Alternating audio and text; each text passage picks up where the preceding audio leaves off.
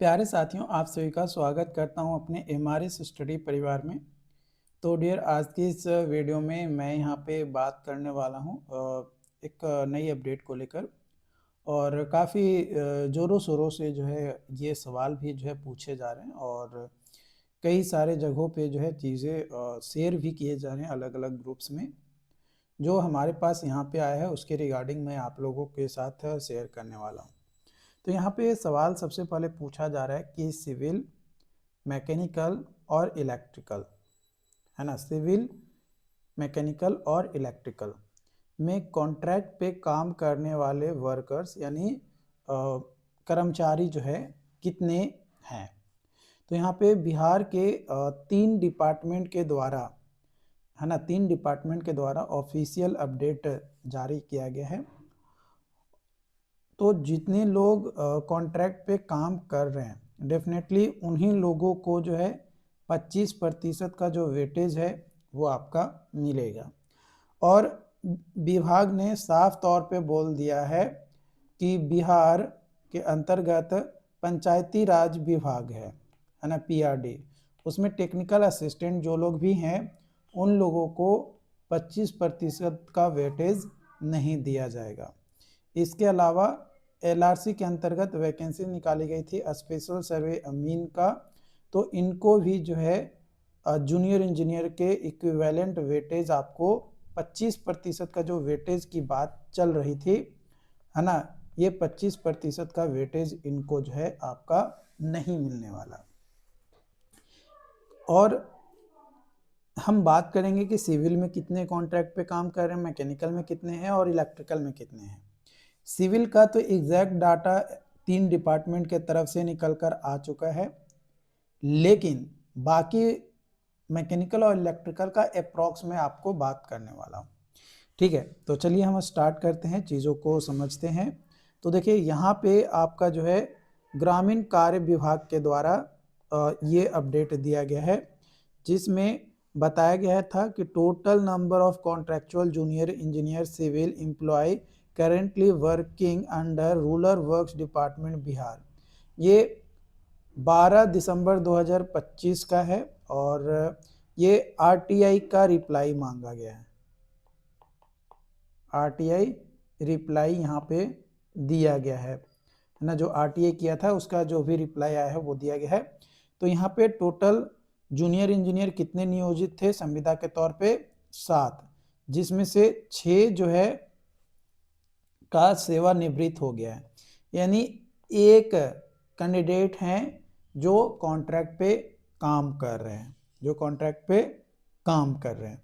ठीक है, year wise count and tenure of contractual junior engineer civil engaged by department, सूचना वेतन में किस वित्तीय वर्ष से संबंधित संविदत जूनियर इंजीनियर की सूचना की मांग की गई है वो स्पष्ट नहीं है ना, किस ईयर का मांगा गया है वो यहाँ पे स्पष्ट नहीं है, इसलिए नहीं दिया गया।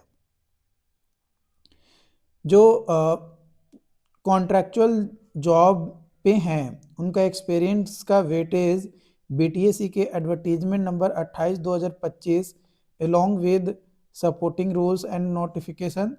तो यहाँ पे बोला गया है कि इस संबंध में बिहार तकनीकी सेवा आयोग पटना से विस्तृत जानकारी प्राप्त की जा सकती है कि उसको है कि नहीं। तो डेफिनेटली ये 25% वेटेज के लिए एलिजिबल आपका है। दूसरा आपका यहाँ पे दिया गया है पथ निर्माण विभाग के तरफ से, जो कि 13 जनवरी 2026 का है। इसके अंतर्गत आप देख सकते हो कि पथ निर्माण विभाग में वर्तमान में 4 जूनियर इंजीनियर जो है संविदा पर कार्यरत हैं। कितने? 4। तो पहले 1 था और प्लस 4 हो गया, कितना हो गया आपका? तो यहाँ पे 5 हो गया। ठीक है, उसके बाद नीचे आओ।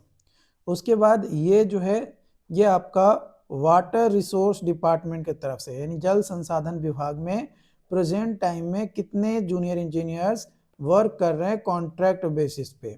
यहाँ पे सिविल का 38 हैं। कितने हैं? 38, 38। तो 5 और 38, यहाँ पे कितना हो गया? 5 और 38, यहाँ पे आपका हो गया 8-5-13 यानी 43 कैंडिडेट हैं जो 3 डिपार्टमेंट के अंतर्गत कॉन्ट्रैक्ट पे काम अभी प्रेजेंट टाइम में कर रहे हैं, जिनका लाभ जो है ये एडवर्टीजमेंट नंबर 28/2025 में उनको जो है मिलेगा। लेकिन इससे पहले मैंने एक वीडियोस बनाया था जिसमें मैंने बताया था कि पहले 82 और उसके अलावा 45 ये 2 लोगों का लिस्ट जो है जल संसाधन विभाग के द्वारा दिया गया था, जिनको एनओसी जो है प्रोवाइड किया गया है। क्यों एनओसी प्रोवाइड किया गया है कि वो बीटीएसी जूनियर इंजीनियर का एग्ज़ाम जो है दे सकते हैं। तो इसमें जो है कुछ कैंडिडेट कॉन्ट्रैक्ट वाले भी होंगे, कुछ कैंडिडेट रेगुलर वाले भी होंगे, कुछ कैंडिडेट ऐसे होंगे जो आउटसोर्सिंग के थ्रू जो है आपका जाते हैं। यानी विभाग जो है 2 तरीके से वैकेंसी लेती है, एक होता है कॉन्ट्रैक्ट पे और एक होता है आउटसोर्सिंग। आउटसोर्सिंग में किसी एजेंसीज को बोल दिया जाता है कि आप हमारे यहाँ ये काम है, ये काम अपने इंजीनियर से करवाइए।